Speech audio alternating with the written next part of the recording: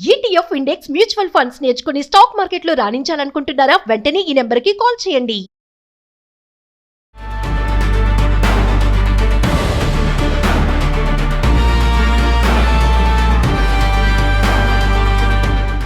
Suman TV ప్రేక్షకులు నమస్కారం.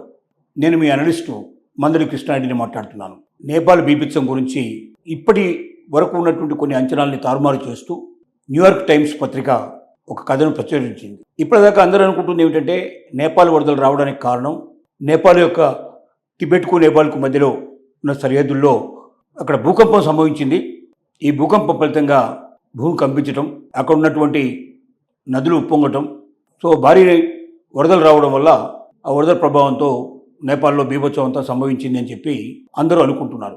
కానీ న్యూయార్క్ టైమ్స్ ప్రకటించినటువంటి ఈ కథనం విస్మయపరిచే కథనం. అదేమిటంటే భూకంపం అనేది కారణం కాదు, కొండ చర్యలు, ముఖ్యంగా మంచు కొండలు, హిమాలయ పర్వతాలకు సంబంధించిన మంచు కొండలు ఏవైతే ఉన్నాయో నేపాల్ టిబెట్కు మధ్యలో ఉండేటువంటి సరిహద్దులో ఉన్నటువంటి మంచు కొండలు, 2000 అడుగుల విస్తీర్ణంలో ఉండేటువంటి మంచు కొండలు దాని కింది నుండి అడుగు నుండి మొత్తం టోటల్గా ఒకేసారి విరిగిపడి అవి లోయలో పట్టడం వల్ల అది విచ్ఛిన్నమైపోయి ఆ నీటి ప్రవాహం అక్కడ ఉండేటువంటి నదుల్లో ప్రవాహంతో కలిసి ఒక్కసారిగా భారీ విస్ఫోటనంతో వచ్చినటువంటి జలప్రళయం, బురద నేపాల్లోకి ప్రవేశించింది. 6 గ్రామాలు పూర్తిగా తుడిచిపెట్టుకుపోయాయి. 100,000 భవనాలు పూర్తిగా నీళ్లలో కొట్టుకుపోయినాయి. 600 మంది సుమారుగా గల్లంతయ్యారు. 200 వరకు మరణించినట్టుగా లెక్కలు చేస్తున్నాయి. విదేశీ పర్యాటకులు సుమారుగా 400 మంది గల్లంతినట్టుగా కనబడుతోంది. దాంట్లో 100కు పైగా భారతీయులు ఉన్నట్టుగా తెలుస్తోంది. తెలుగు వాళ్ల సంఖ్య కూడా ఎక్కువే ఉన్నట్టుగా అనుమానం వేస్తోంది.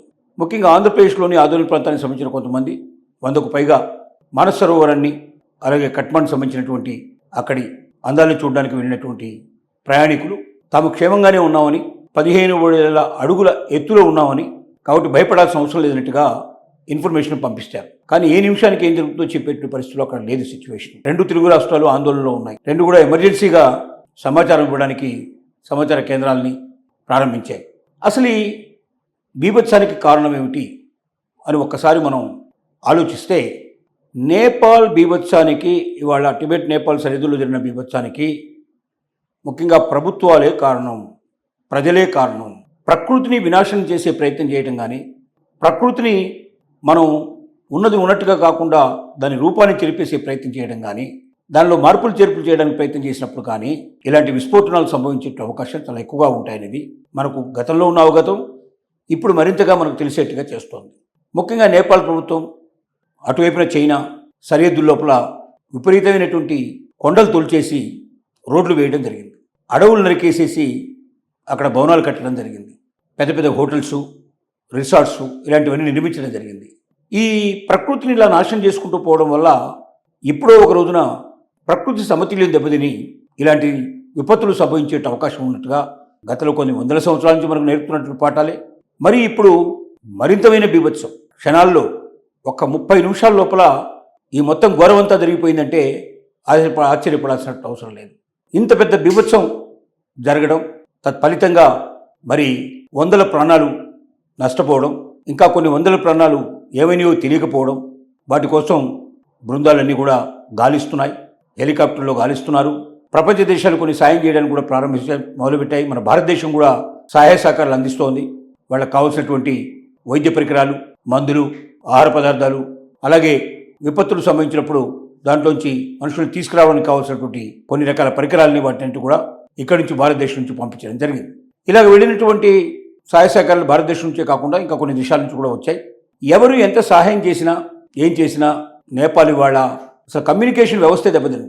ముఖ్యంగా అక్కడ విద్యుత్ శక్తి తయారు చేసేటువంటి పరికరాలు, అక్కడ ఉన్నటువంటి విద్యుత్ శక్తి ఉత్పత్తి చేసేటువంటి ఏవైతే ప్రదేశాలు ఉన్నాయో అవన్నీ కూడా దెబ్బతినడం, విద్యుత్ శక్తి లేకుండా అనేక గ్రామాలు, 100 గ్రామాలు చీకట్లో మగ్గిపోవడం, పట్టణాల్లో కూడా ఈ పరిస్థితి ఏర్పడటం, సైన్యం కూడా దీంట్లో కొంతమంది మాయమైపోవడం, వాడు కూడా కొట్టుకుపోవడం జరిగింది. అధికారులు కూడా కొంతమంది కొట్టుకుపోవడం జరిగింది.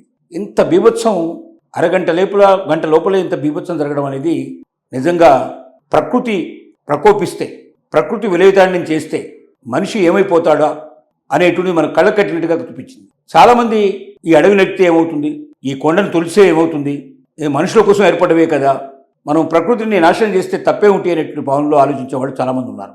మనుషుల సౌకర్యార్థం, మనుషుల సౌలభ్యం కోసం ప్రకృతిని ఎప్పుడైతే మనం డిస్టర్బ్ చేస్తామో ప్రకృతి దానికి తగినటువంటి గుణపాఠం మనకు నేర్పిస్తుంది. అది కొండలు కావచ్చు, అడవులు కావచ్చు, సముద్రాలు కావచ్చు, ఏదైనా సరే ఉన్నదాన్ని ఉన్నట్టుగా దాని మనుగడకు ఏమాత్రం మార్పు లేకుండా మనకు కావాల్సినవన్నీ ఉన్నట్టు దాంట్లోంచి యాసిడ్గా తీసుకునే ప్రయత్నం చేయాలి తప్ప దాని స్వరూప స్వభావాల్ని మార్చడానికి ప్రయత్నం చేస్తే మాత్రం ప్రకృతి పగబడుతుంది, విలయ తాండవం చేస్తుంది.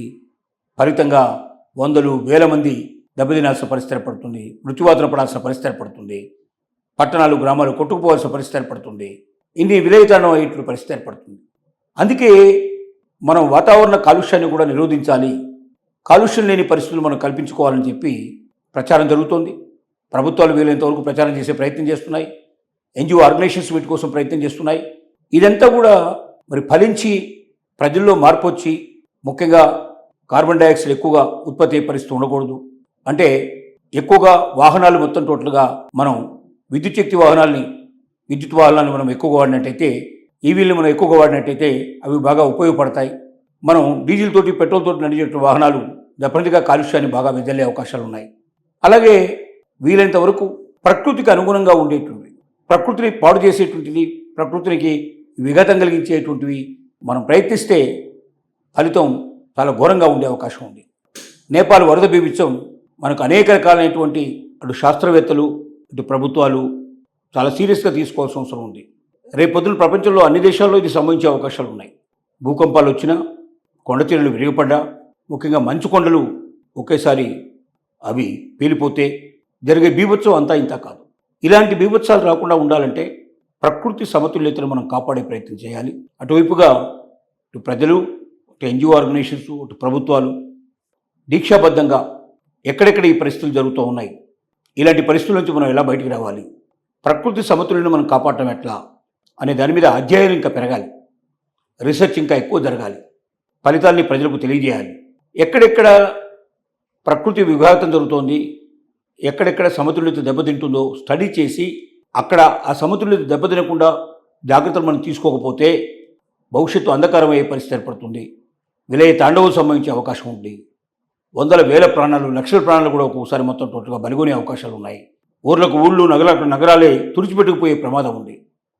కాబట్టి నేపాల్ నేర్పినటువంటి ఈ గుణపాఠాన్ని ప్రతి ఒక్కరూ సీరియస్గా తీసుకోవాల్సిన అవసరం ఉందని మాత్రం చెప్పక తప్పదు.